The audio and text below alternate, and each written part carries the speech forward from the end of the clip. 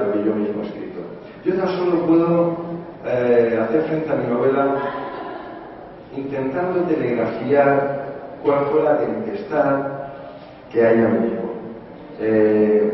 Hace 20 y tantos años que voy leyendo sobre física. No leo física porque no tengo el conocimiento, el idioma de las matemáticas, el lenguaje de las matemáticas que me permita leer física, pero sí son muchos los años en los que he leído sobre física y siempre me he encontrado con concomitancias con el mundo de la mística, con el mundo de la espiritualidad. Es un tópico leer, abrir un libro de física y encontrarte ante la pregunta de qué es un átomo, una respuesta como un 99,999% vacío. Claro, uno ve un átomo dibujado en un libro de enseñanza secundaria, en un libro de física cualquiera, y ve al electrón orbitando sobre el núcleo y dice, un 99,9% vacío. Efectivamente, si mi puño en este instante fuera el núcleo de un electrón, posiblemente el núcleo de un átomo, los electrones estarían orbitando a la altura del techo de este salón de actos o más allá, en proporción a mi puño. Y si cogiera uno de los protones o neutrones de ese núcleo y tuviera el tamaño de este salón de actos, posiblemente los quarks o leptones que conforman inmediatamente ese protón-neutrón serían apenas 12 o 15 bolígrafos repartidos en este salón de actos. Un 99,9% de vacío. Uno ha leído literatura mística, espiritual, y ha oído hablar a los grandes místicos acerca del vacío, tanto en Occidente como en Oriente, y uno pensaba que iban muy lejos, que iban más allá, y resulta que el vacío lo tenemos aquí delante, en nuestra propia casa. Pero claro, ¿cómo va a haber vacío en una mesa como esta? O en un lingote de plomo. La razón es bien sencilla. Los electrones que están dando vueltas alrededor de ese núcleo lo hacen a tanta velocidad que permiten que mi mano sienta la solidez de este vacío que hay aquí, en una barra de plomo. Hasta el plomo está lleno de vacío. Uno sigue indagando en aspectos físicos y le dicen los libros de física, todo lo que hay, toda la materia y energía del universo son ondas, frecuencias de ondas.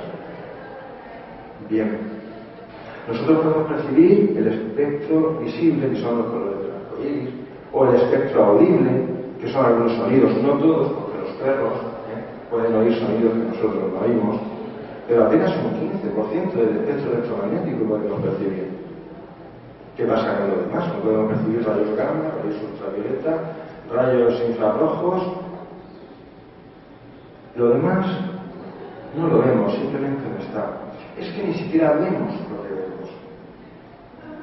Nosotros recibimos las frecuencias por nuestras pupilas, pasan por el nervio óptico en forma de bioelectricidad, llegan a la zona occipital de nuestro cerebro y recrean una cosa que llamamos imágenes. ¿Has visto esa imagen? No puedes ver una imagen porque no la has creado. Hay unas frecuencias, unas ondas que captamos y recreamos en nuestro cerebro en forma de imagen. Realmente las imágenes no existen. Ante esta escasa percepción del 0,1% del mundo, que no es vacío, esa percepción del 15% del 0,1% del mundo, le añadimos la cultura, la visión que tiene cualquier persona del planeta sobre un mismo fenómeno. Un individuo democrático de una sociedad avanzada, como podría ser la sueca, o la visión teocrática de un fundamentalista somalí, serían totalmente distintas. Aparte del filtro de la percepción, ya de por sí tenemos el filtro de la cultura. Pero ¿qué hablamos de ese otro tercer filtro? ¿Qué podemos decir de ese otro tercer filtro? Que es la historia personal, individual, psicológica, en una misma cultura, ante una misma frecuencia y un mismo bombardeo de electrones.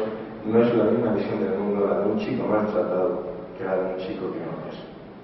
Por lo tanto, estamos ante la vacilidad de la realidad y ante el límite perceptivo, el mínimo perceptivo que podemos extraer de ella, aportamos una visión del mundo, una percepción generalmente errónea. Y esto es solo el mundo. Podríamos hablar del hombre y podríamos hablar de la sociedad. Para mí hay un momento fundacional en 1928, que es cuando el presidente norteamericano estadounidense Herbert Clark Hoover llega a la presidencia de Estados Unidos. Llega a la presidencia de Estados Unidos y se reúne en 1928, un año antes del crack bursátil de Wall Street, y le dice a los máximos representantes de la publicidad, los máximos publicitarios y magnates: tenemos una obligación casi sagrada, tenemos una obligación para nuestro país, que es estimular el deseo, convertir a la gente en máquinas de felicidad en perfecto movimiento. Y digo que este es un momento fundacional porque llevamos 80 años estimulando el yo irracional de cada individuo para que consuma más, y llevamos 80 años ciegos. Ese objetivo, que era estimular el yo irracional, hacer que uno se sintiera que la libido, por ejemplo, se vehiculara en un determinado coche o en una determinada marca de tabaco, esa estimulación irracional ha ido traspasando a los ámbitos de la realidad desde 1928, como son el ámbito de la política, el consumo, por supuesto, no solo de objetos materiales de todo tamaño, sino también de espectáculos y productos televisivos de toda índole, ¿no? Nos encontramos ante la vacuidad de la realidad, una realidad irracional para algunos físicos cuánticos, lo explicaremos después, y nos encontramos ante una sociedad irracional que solo apetece, que solo quiere tener, poseer, gozar, vivir un sinfín de experiencias hacia afuera o que vienen de fuera, y que ha olvidado su parte más espiritual. Estaríamos ante la vacuidad de la realidad y la vacuidad del vacío espiritual del individuo. Estamos pues en un mundo, en los días que corren, que se mueve o que tiene que enfrentarse a una encrucijada. Una encrucijada que podríamos definir de dos maneras. El camino número uno sería la verdad que hará libre, y el camino número dos sería la libertad que hará verdadera.